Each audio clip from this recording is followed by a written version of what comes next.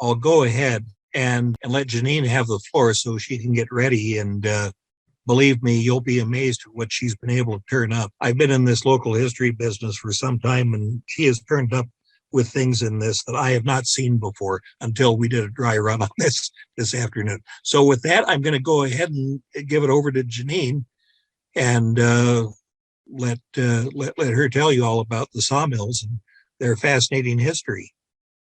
Okay, thanks, Bill, and thanks for that introduction. Welcome to another chapter in Chronicles of Early Fresno History.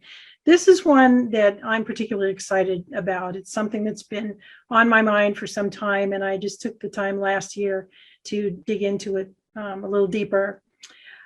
So, as Bill said, I did this a longer series of sessions several months ago for Fresno State, and what you're seeing tonight is an excerpt of that.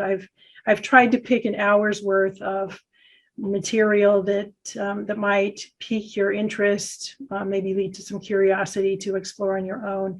It's hard to know exactly what to include. So we're going to start with where in the heck is Pine Ridge? The area, there were sawmills in the eastern part of Fresno County and other neighboring counties, but the area that I'm going to focus on tonight is Pine Ridge. And we'll look at a map to find out where that is. How the big trees, as they were called then, were discovered, and it's a fun story. We'll look at a couple of federal timber-related legislative acts that really facilitated the ability of private citizens to acquire timberland that was owned by the government at that time. We'll meet several sawmill men, pioneers, and each of their stories will tell a different piece of the story of the lumber industry and the sawmills. And through them, we'll see what life was like on Pine Ridge. We'll visit a couple of the towns there that were really important to that community. And then in the end, I'll talk a little bit about what happened to that industry. I need to remind you that this is 1 hour. It's a snippet. All I'm doing is hitting the tip of some very large icebergs. I also need to give you a heads up. I think this is going to go over about 5 or 10 minutes.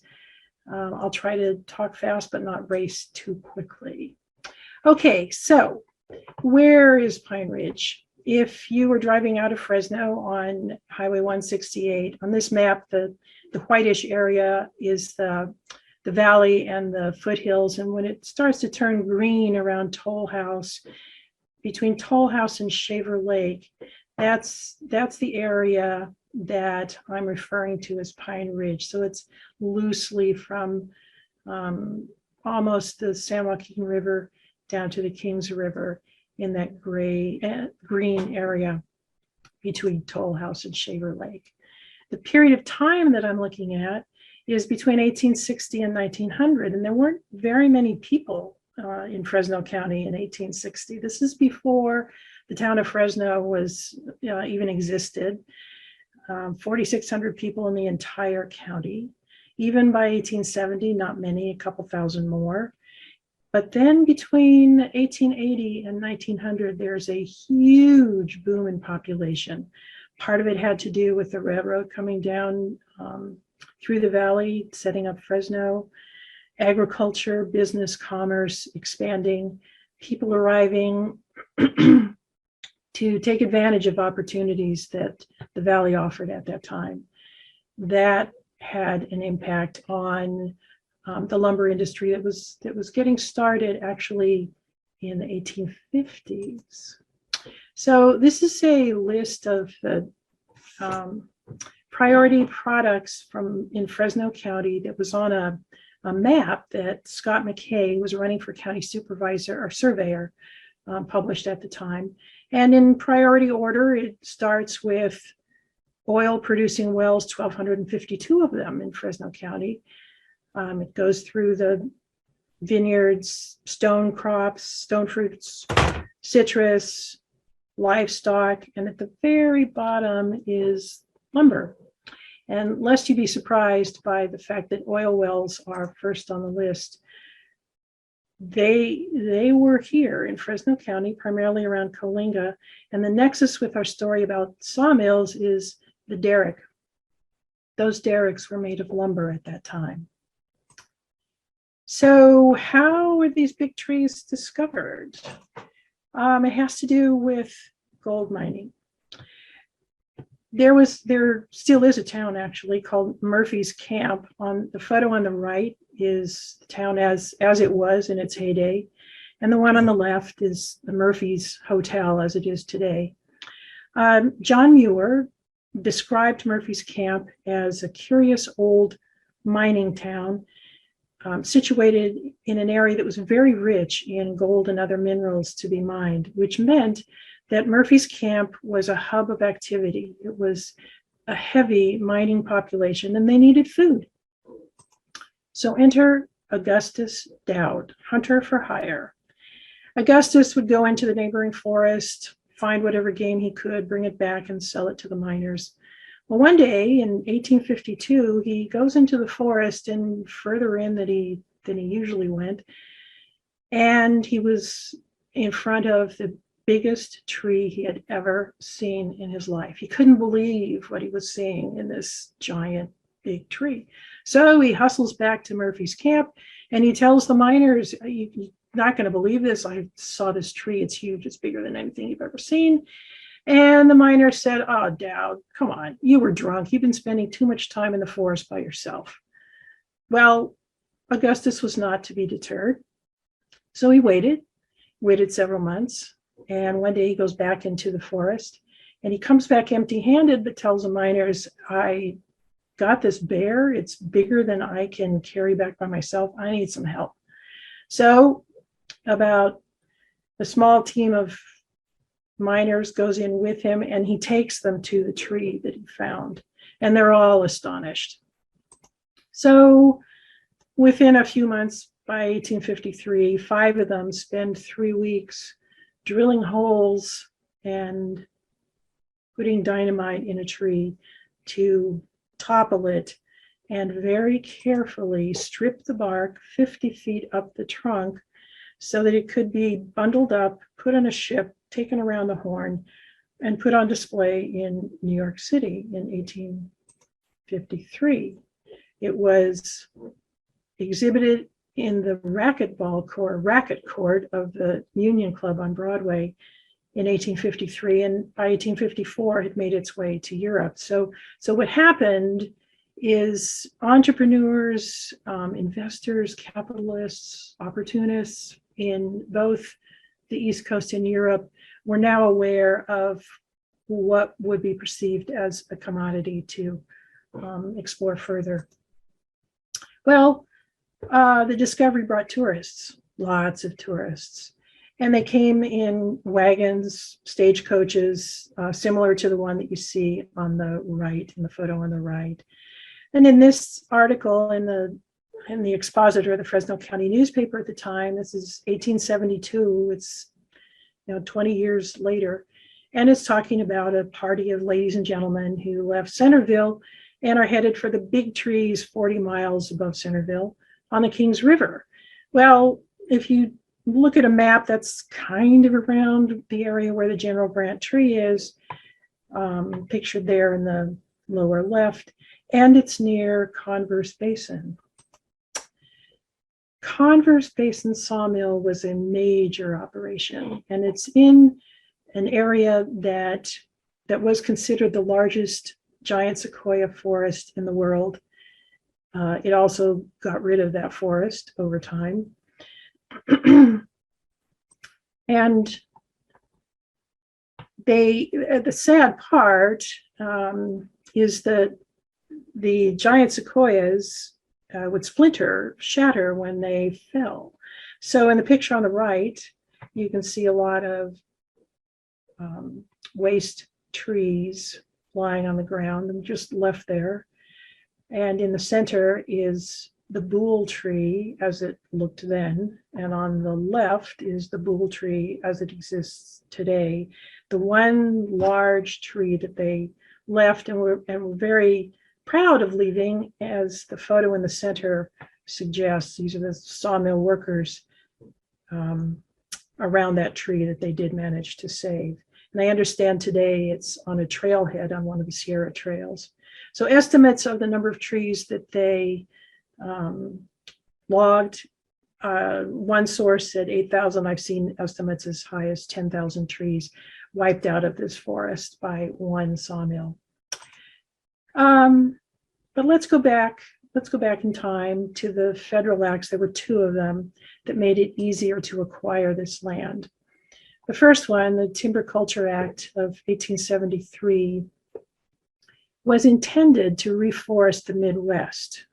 Forests had been logged by the French building forts and trading posts, by the British and Americans who needed lumber for houses as well as ships. So all the way out to Colorado, forests were disappearing. So this act said, okay, you could claim 160 acres if you agreed to plant 40 of them in trees.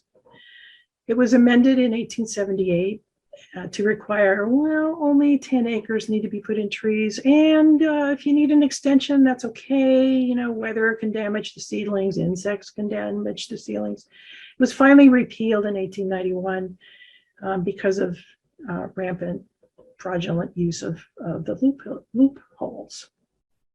Nonetheless, you're going to meet a man who used this to acquire some land in Fresno County. Next was the Timber and Stone Act, 1878. This one was a little different. This one, if the land was designated unfit for farming, then it could be open to logging and mining. And the wiggle room here was what does unfit mean and who gets to designate that? You could purchase 160 acres for $250 an acre. You didn't have to live on it or make any improvements in it.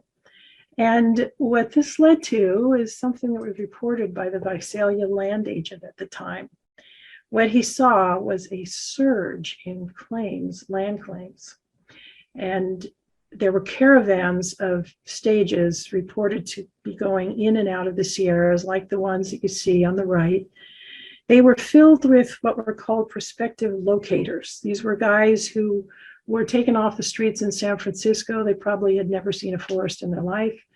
They were offered meals, paid accommodations, and a payment, kind of a finder's or locator's fee of $100 to $600, a lot of money at that time. They had to agree to turn the deed over to an agent.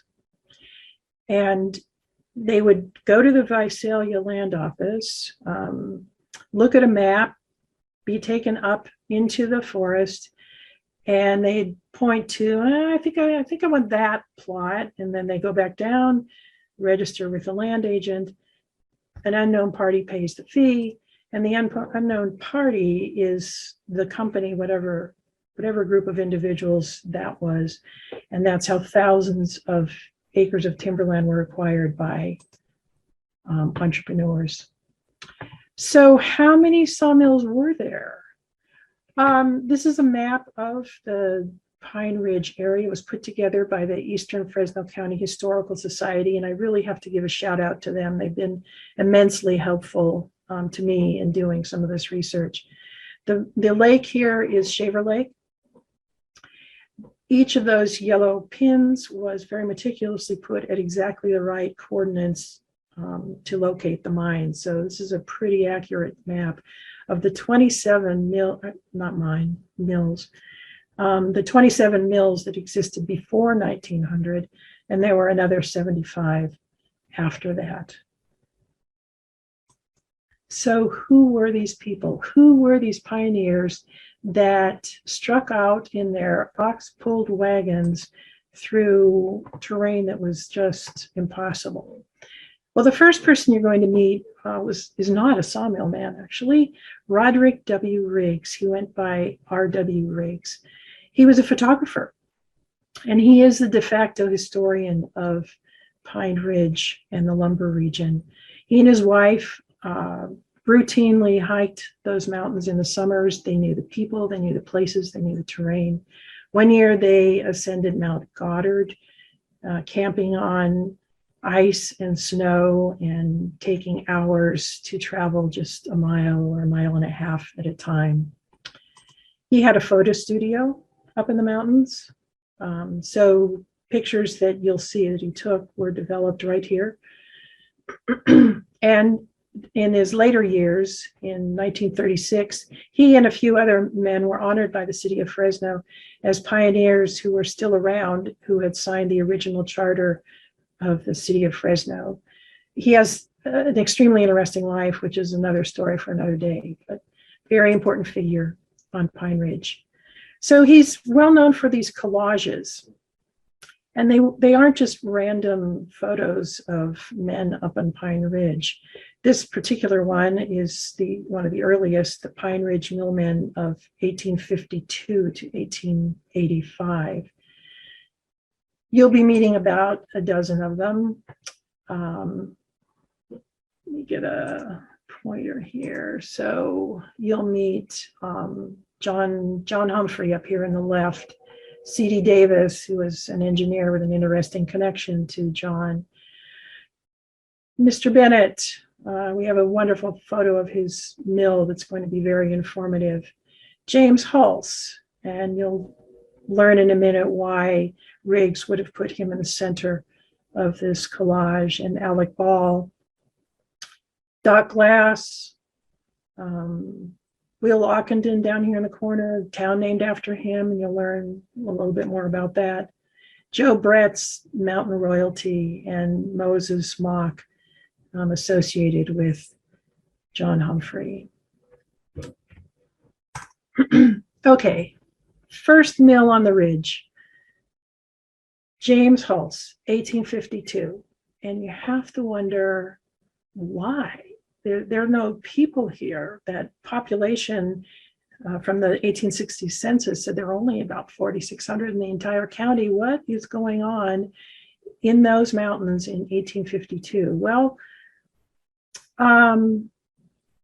Fort Miller was set up in 1852. So maybe he sees an opportunity to supply some wood for housing or the fort.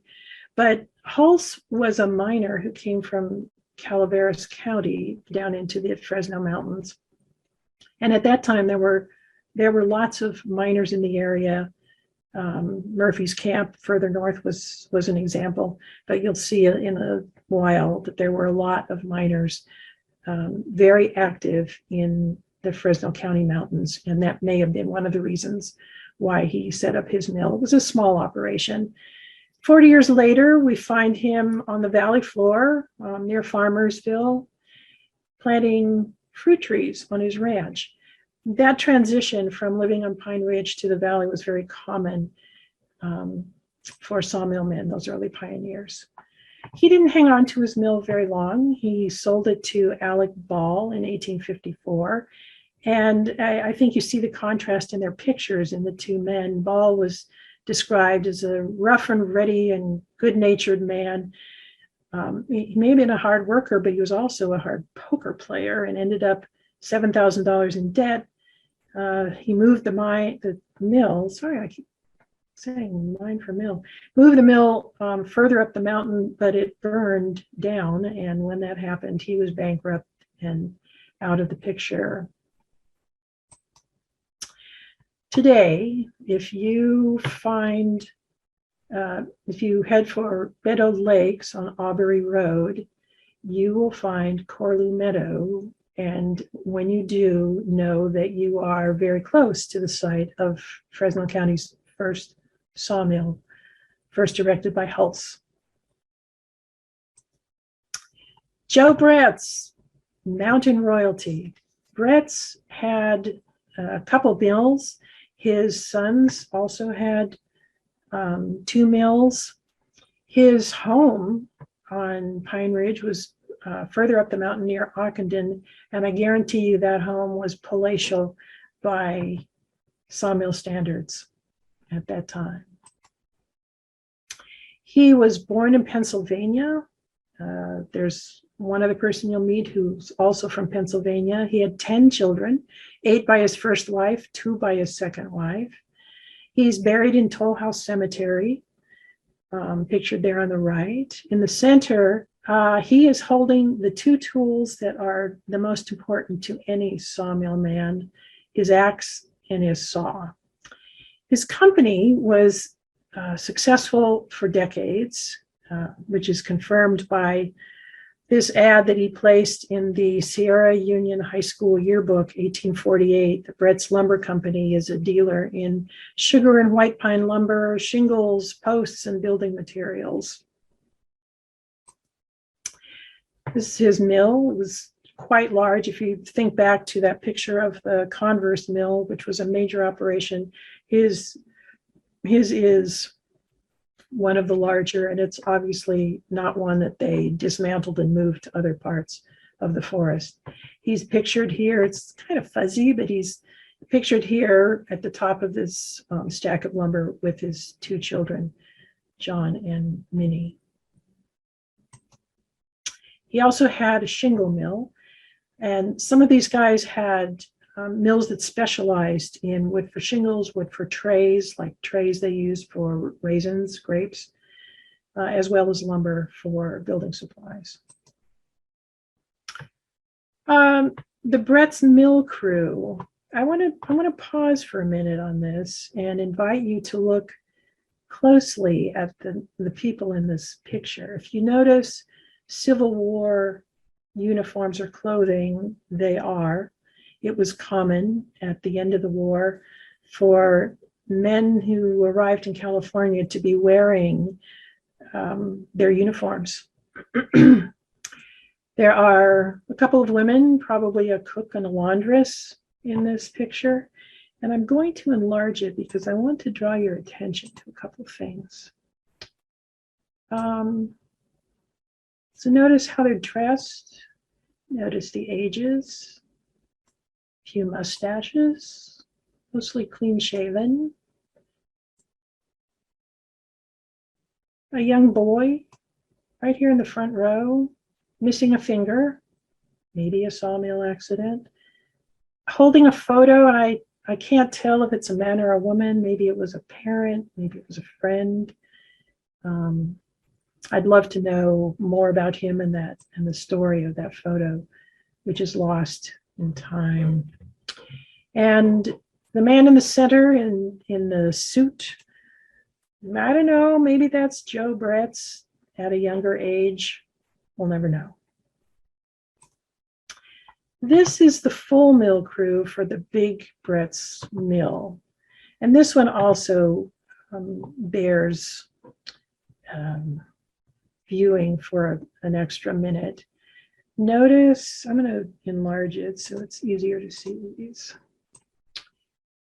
Notice the number of workers who are from the native tribes that are living in the area of the sawmill. They tend to be around the edge.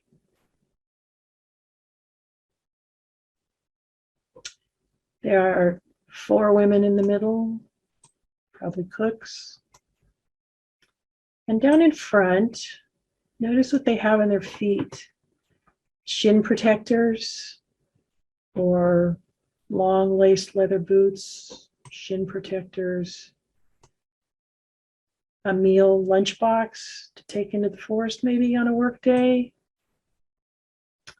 These were hardworking folks in really tough jobs. Pioneers.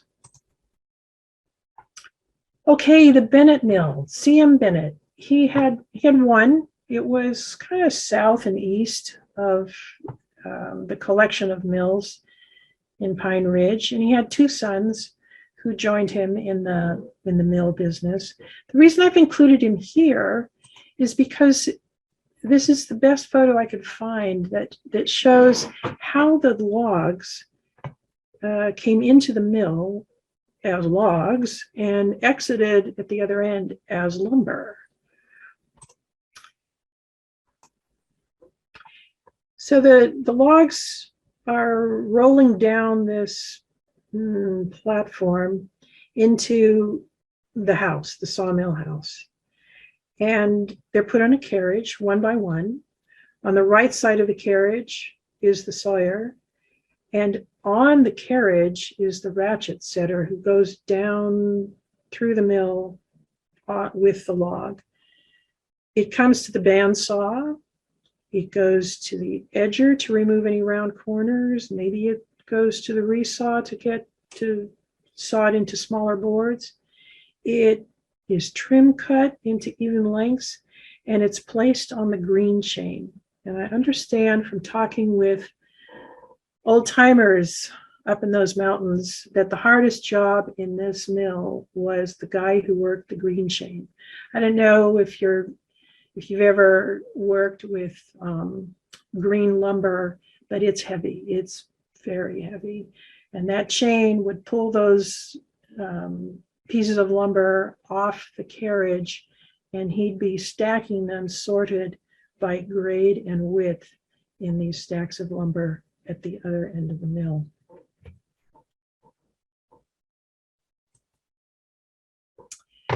Abner Petrea, very different story. Abner didn't start out as a mill guy. Abner was from North Carolina. He arrived in Fresno in 1884, and he worked on a farm. His goal was to earn enough money to buy a stage line, set up a stage line, and he did just that. So we can tell by the Riggs photo collage here on the right, his is a little different than the collages Riggs did for other sawmills. It includes a delivery wagon on the far right here. Above it, it's a little hard to see, but that's a stagecoach loaded with people either going up or down the mountain. And that's probably his daughter in the center. And then he has some photos of the saws and the mills. Abner was an enterprising guy. Let me go back to this a minute. He only had one sawmill, and that really wasn't his primary business. If his first stage line went from Fresno to Toll House and back again, it was delivering supplies needed by the sawmill men further up the mountain. But he then extended it to Shaver Lake in 1892, and he would pick up people from the mines, from the mills, and take them down the mountain. Well, according to his son, who was interviewed by the Fresno Bee in 1953, the brakes on that stage going downhill consisted of a log chained to the back of the stage that would slow it down enough on those steep grades so that at least they didn't crash. He tied the drunk passengers to their seats, and on the return going uphill, he told the first class passengers, keep your seats. Second class passengers, get out and walk. Third class passengers, get out and push. When he sold his operation in 1902, he had 10 stages with 100 horses, a hotel, general store, the feed stables, a lumberyard, sawmill, and the mail delivery service. This guy owned the whole supply chain. Very successful person. In 1901, just before he sold his operation, he was selling lumber out of Toll House, $13 for 1,000 feet if you came and picked it up, and $18, another $5 per 1,000 feet if he needed to deliver it to you in Fresno. John Humphreys. Humphreys is another mountain royalty. He actually had several mills, initially in partnership with Moses Mock, another one with Mock. He's got one by himself up here. He's got one with Donahue, and he's got another one over here by himself. And he actually got his start in Mariposa, but he's born in Alabama. He also is buried in Toll House Cemetery along with various members of the Bretz family. And that first mill in Mariposa, he set up with the help of Moses Mock, who you'll meet later. But the Humphrey story tells us it shows us how he was able to acquire land and how his mills transitioned in a very tightly knit community. So on the land acquisitions in 1877, one of his first ones, he paid cash, almost 170 acres in a section up near Mount Diablo. A few years later, he pays cash for another 160 acres. But remember the Timber Culture Act, the one that said you just need to plant 10 acres of trees and you can get an extension. Well, the next section he acquired in 1886, he filed a claim for 160 acres under the Timber Culture Act, and he filed that claim in Visalia with the Visalia Land Office. And then 3 years later, he claimed another 160 acres, this time under the Homestead Act. So as the legislation is happening on the East Coast, these millers, these timbermen are finding ways to use that legislation to help them acquire more timberland. His start with Moses Mock was on Bear Creek in Mariposa County. They scouted Pine Ridge for a better location. Their initial mill was fairly small. And when they made that move to Pine Ridge, they increased their mill capacity tenfold. And it was a combination of a different kind of saw and also more power through better water sources. And through him, we see how these mills were transitioned, how the ownership was transitioned. So within a short time, he sold one of his mills to Donahoe and Glass, and who had been in business together. They're pictured there before. But Glass died, and Humphreys came back, and it now becomes a partnership with Donahoe and Humphreys. But they didn't hang on to it that long, and pretty soon it sold in 1887 to Will Ockenden. So when you see a map like this, know that this is a tight-knit community. It's got connected business connections that extend across mills, and there are entrepreneurs that emerged as the lumber industry matured and develop new kinds of relationships. And you'll see one of those when we get to Mr. Davis up here. So this is one of Humphreys' mills, and I can't tell from this picture if it's one that's being dismantled or set up. In any case, it's not finished. You can tell that the roof isn't on the sawmill here. But what's interesting about this picture is down in the lower right corner, you see several women and one with a couple of children, which suggests that at least by 1885, when this photo was taken, there were whole families living now on Pine Ridge, and there were children that needed to go to school. So hold that thought for a while. We'll come back to that. This is now the next generation. This is Riggs with a collage of millmen from 1892 to 1905. At the bottom are John Humphreys' two sons that joined him in the sawmill business. And now you can see in the center, we have C.B. Shaver, who we'll hear about in a few minutes.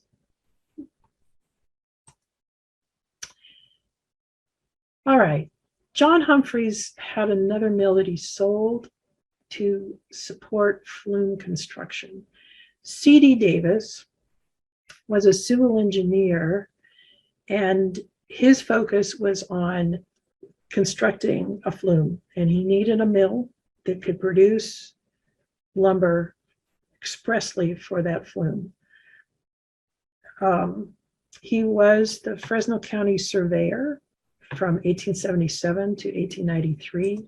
And I've been asked in other sessions if he had anything to do with Davis Flat. I've had some hikers in the audience who know Davis Flat. And I'm pretty sure that is the same Davis. This newspaper announcement indicating he's a regular nominee of the Democratic and People's Party conventions for county supervisor suggests that he was pretty well known. And I wouldn't be surprised if Davis Flat is named after C.D. Davis. Back to Humphreys, about the only thing left of his legacy is Humphrey Station. They dropped the S, but I assure you the name is Humphreys with an S. And the last time I was up there was last fall, and it was vacant and for sale. So if you want to grab a little piece of Fresno County history, there's your chance. Moses Mock. Moses Mock, when he arrived in California, actually worked at the Utica mine on the Merced River. And somewhere in there, he met John Humphrey, and together they started this mill in 1866, 1867. There's a little bit of a break here. They started another one a couple years later. Moses ran away from home when he was 14 and ended up working in a lumber mill somewhere in the Midwest, where he learned the ropes. And that's probably how he connected in some way with Humphrey and the desire to get back into the mill business. But he left in 1873, sold out to Humphrey. He returned to Pennsylvania.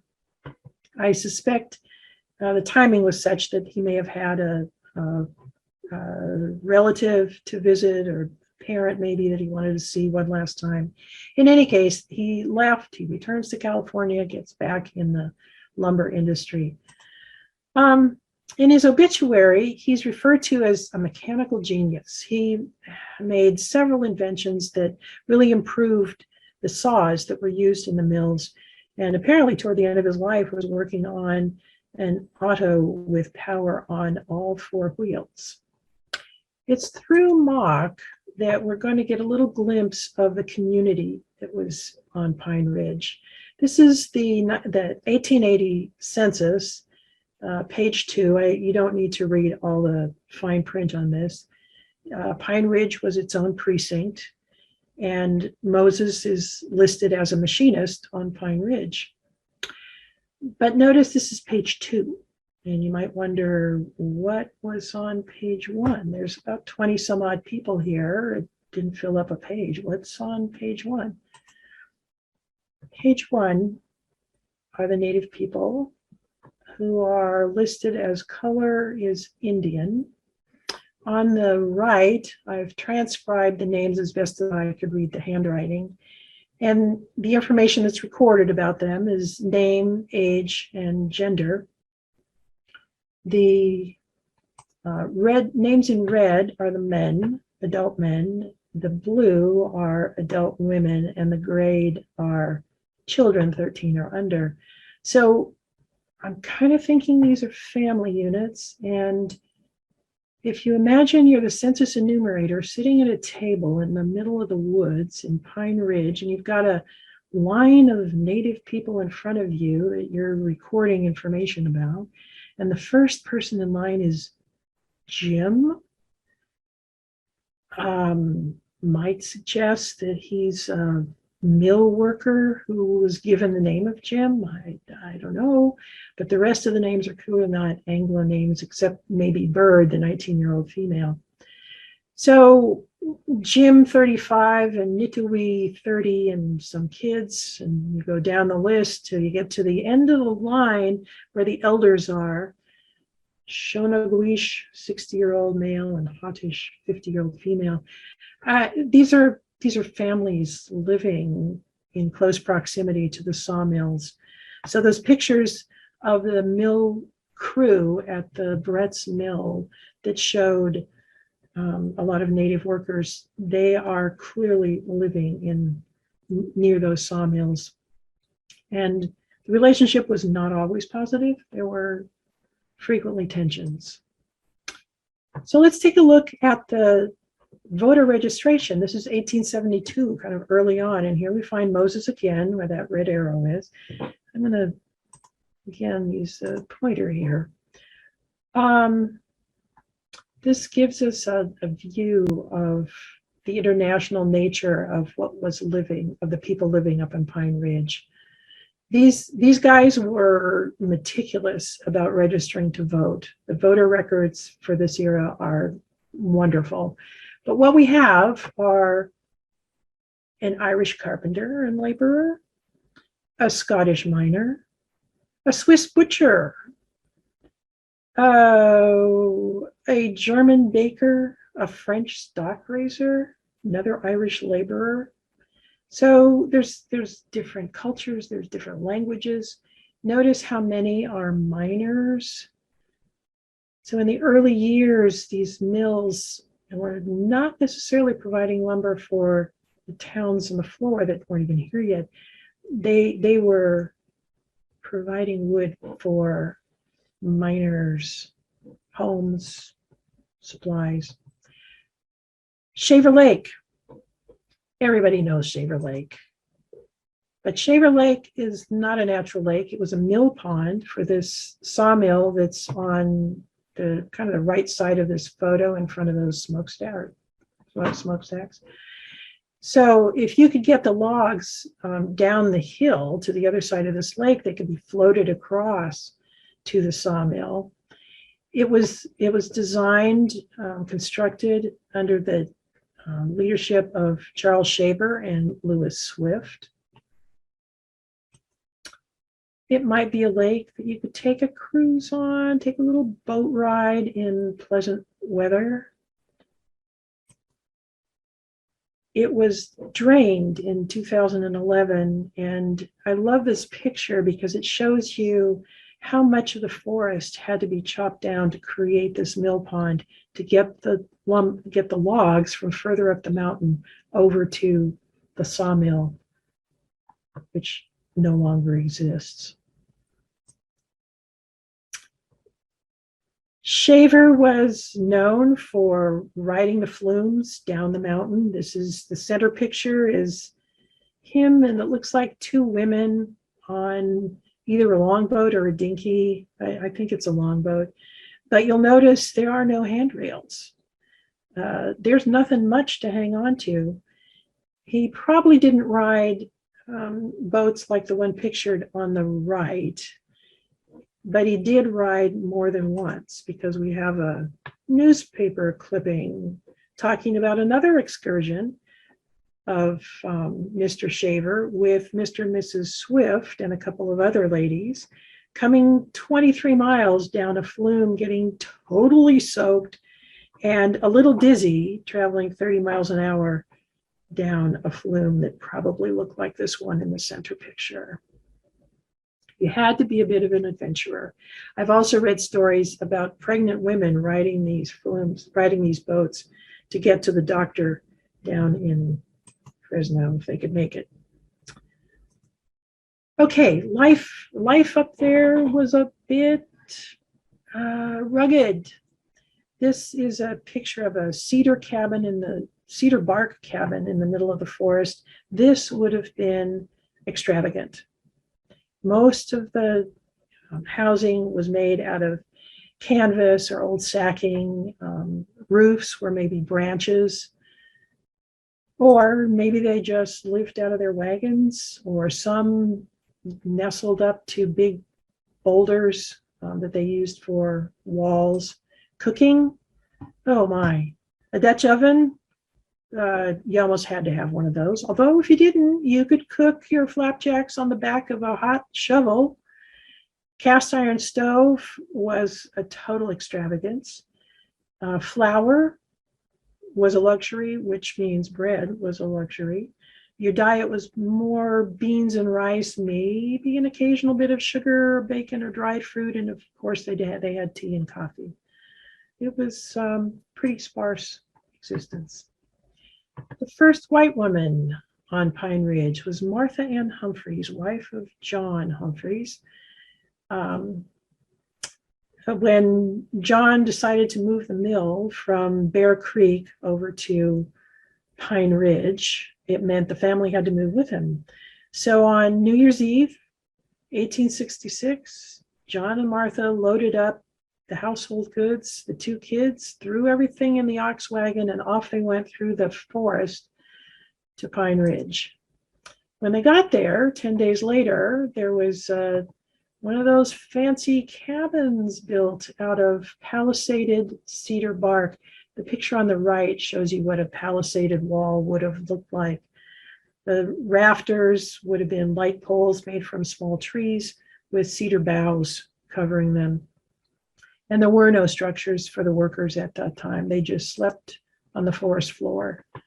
Well, Martha stayed until the next winter, and when the cabin got washed away, she and the babies headed for Los Angeles to visit relatives. That was also common for the women and the kids to head down the mountain when the weather got a bit cold and rugged. The town of Letcher on Toll House Road.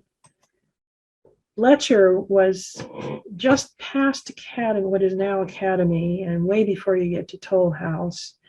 It was the furthest a justice of the peace would go out of Fresno to be on hand to settle disputes among the timbermen up the mountain. It was founded by Fountain Fox Letcher, born in Kentucky, preferred to go by the name of Dad Letcher, I think for obvious reasons. He had enlisted in the Mexican-American War, and when that ended, he came to California. Gold mining was the attraction. He came with his brother. They had 8 oxen, which they sold for $600, and went into other businesses. So for the next 30 years, he tried being a merchant, a rancher, a miner. He even owned a large municipal water company, and finally, in 1882, moved to Fresno, where he purchased 151 acres along Toll House Road, where he opened a store and a hotel that was on his father-in-law's adjacent ranch. He also became the District 2 county supervisor, and he owned half of the then Fresno County newspaper, the Expositor. He was also part of the 5-member company, along with C.D. Davis, that owned shares in the Big Dry Creek Flume Company that would become the flume company that had the terminus in Clovis. D.C. Sample, pictured here, was a rancher who now has a road named after him. Their mission was to acquire by purchase, appropriation, or otherwise, in other words, by any means necessary, the water and the right to use the creeks, including Big Dry Creek, Dickey Creek, Stevenson Creek, divert those waters by means of flumes and natural beds by the most practicable routes. In other words, they were going to build a highway from the mountains down to the valley floor, however they needed to do it. And this then started the tensions over water rights, interests from the valley floor that relied on the water for irrigation and drinking, and water needed by the timbermen to transport logs down the mountain. This is the site of Letcher today. If you follow these telephone poles, that's Toll House Road.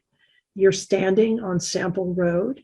This gentle divot is where the town used to be. And on this knoll somewhere was the schoolhouse. Ockenden.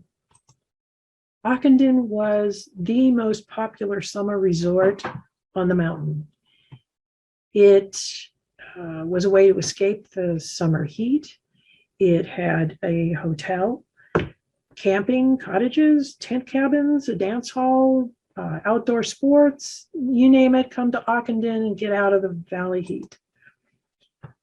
It was started, the hotel and store was started by William Ockenden, and you'll remember he did have a sawmill, but really he was more in the hotel and general merchandise business.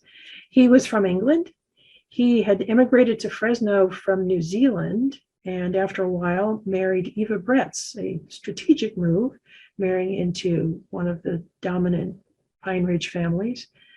The construction of the hotel and store was actually managed by Thomas, his brother, also arriving in Fresno from New Zealand. Ockenden became the place, the most popular resort. And at the bottom of this ad from the Fresno from the Fresno Morning Republican, you see Pine Ridge Auto Stage Daily. Auto Stage is not the stagecoach pulled by horses. This is now the multi-person vehicle that's taking people routinely up the mountain during the tourist season. Golden Gate Avenue leading into Ockenden with cabins on either side. The hotel and store. The hotel built in 1866, but expanded a number of years later. And it was a regular stage stop on the way to Shaver Lake. In fact, there's a stage right here in front, just arriving or departing perhaps. And by 1911, they finally had a telephone connected to the outside world. Tent cabins nearby. If you couldn't afford to stay in a hotel, then they had a cabin option. How did Toll House get its name? It was once described as a thriving little village situated in a picturesque glen at the foot of the first high mountain, 32 miles from Fresno. That high mountain is Sarver Peak. It's so named because there was a toll gate hanging from this oak tree, and two names that we associate with Sawmills, Henry Glass, Doc Glass, and Donahue, they also had to do with this road. In fact, it was Donahue who turned it into a toll road, and it remained as such until the county took it over in 1878. C.A. Yancey, Uncle Abe and Aunt Frank Yancey had a thriving merchant business in Toll House. In fact, this drawing pictured in the center, according to this drawing, Uncle Abe claimed to be the proprietor of Toll House, and it was his son Max who ran the store, the cash store, pictured there on the lower left. It was the last stop before you headed into the mountains, or before you hit Toll House Grade or Dead Man's Curve, whatever name it went by.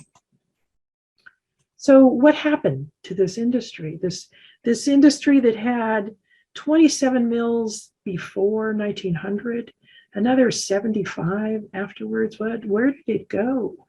Well, a lot of the mills burned down. There were forest fires, for instance, in the 1920s that swept through the Kings River and wiped out anything that existed along there. The flumes were burned or dismantled. A lot of the land that had been logged over, in particular, was returned to the U.S. government. And according to Lizzie McGee, who is a delightful read, she was born on Pine Ridge. She lived her life there, married the person who helped some of these mills shut down. According to Lizzie, most of the companies quit in the red.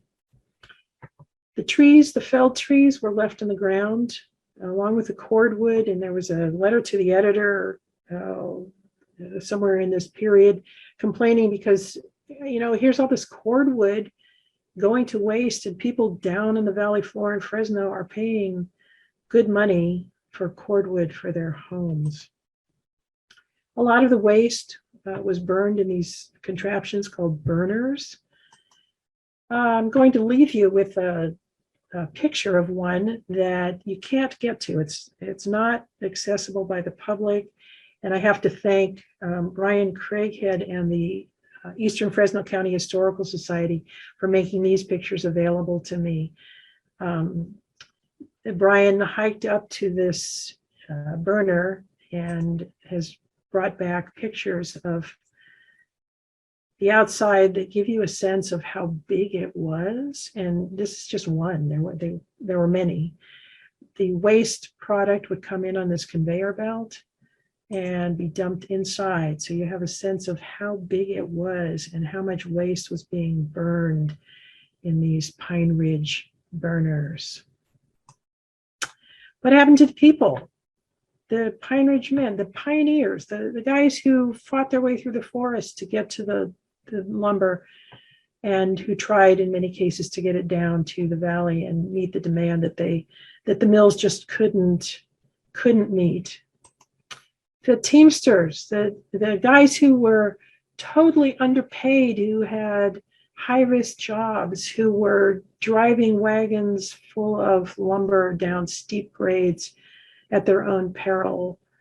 What happened to them? The women, the wives, Elizabeth Petrea, the wife of the person who set up a mail delivery service and stage line all the way up to Shaver.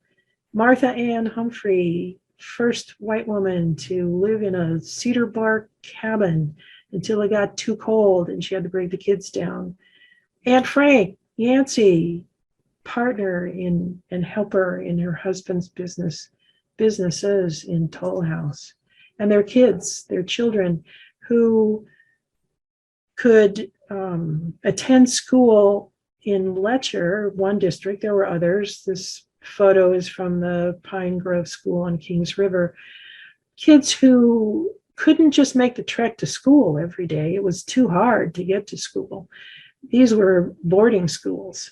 So during the week, you lived at the school.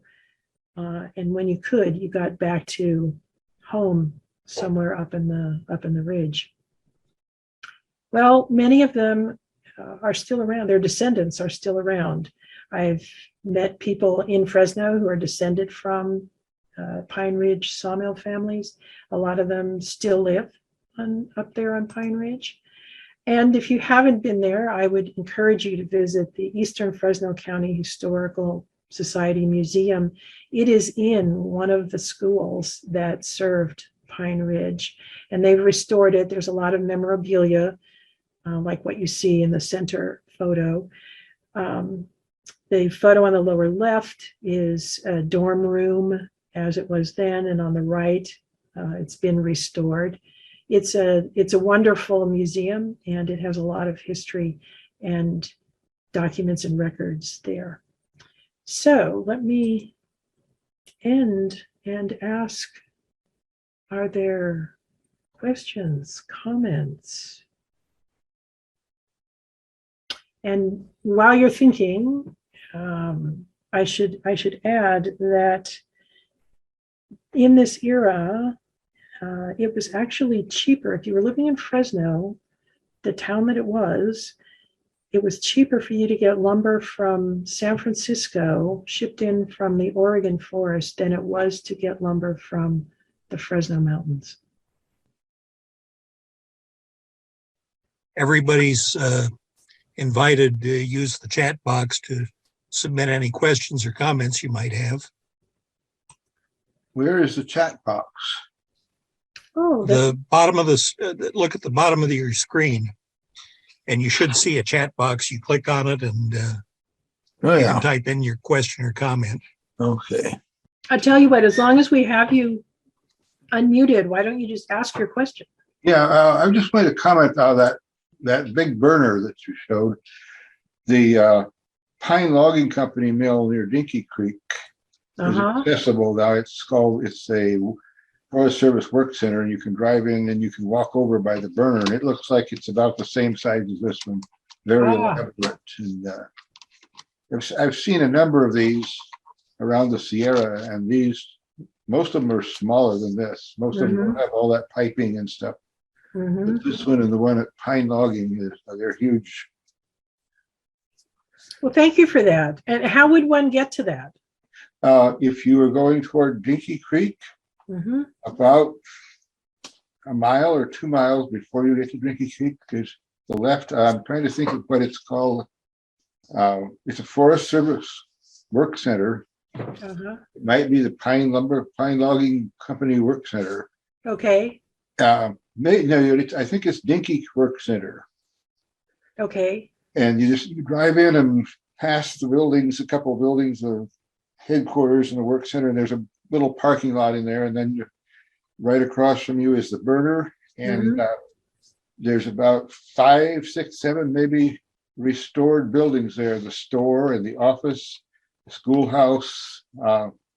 There were a lot of buildings there when I first saw it that have been removed because they were all falling down. But Yeah, they were residence buildings. It was yeah. residential. It operated until the 1970s. Hmm. And as I understand it, it started in Mariposa County, like some of those others we talked about. Uh-huh. I also might have mentioned my father and grandfather worked in a mill in Mariposa County, and this gentleman that some of you will know, Bill Elliott, worked there. Oh. He was right out of high school, and he said, your grandfather taught me to stack green lumber, but he never taught me to like it.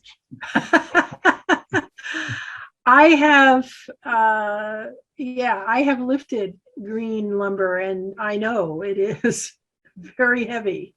Dry lumber's heavy enough. Thanks for sharing that. Yeah. Is there anybody else? Yeah, why was so much money poured into these mills that were always in the red?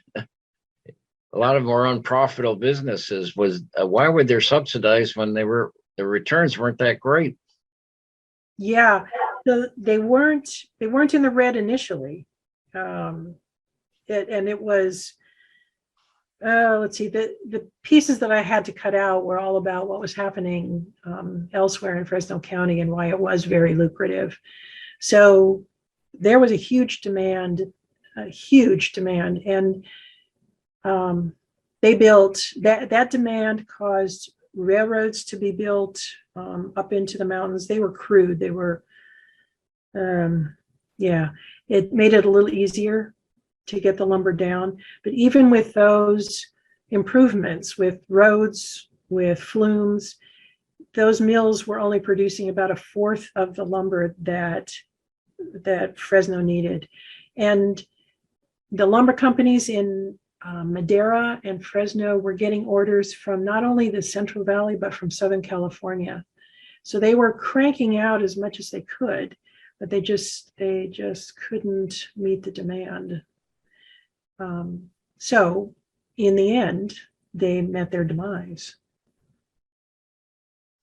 Jeannine, we've got another question. Do you have any info on the Eckert sawmill in Shaver? I don't have any specific information. Eckert. Oh, let me make a note of that.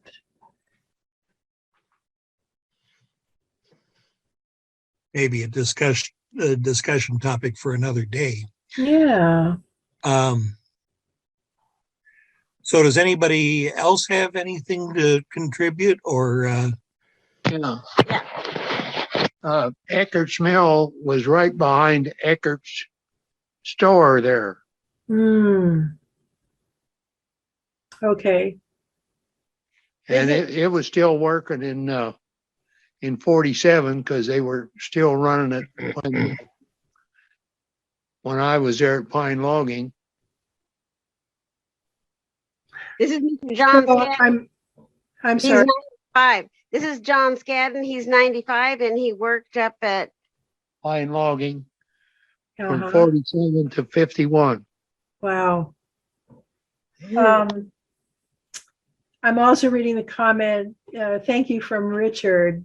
The companies that log the redwoods in Kings Canyon area never made a profit, but I think there was always someone who thought he was smarter than his predecessors, ready to take over. That actually reminds me of Alec Ball buying John Hulse's mill. Ball knew virtually nothing about logging and ended up bankrupt. Okay, I thank you all. Oh, Jeannine, we've got one other question. As a child, I remember Reedley had a sawmill. I remember in the 1950s. Any info?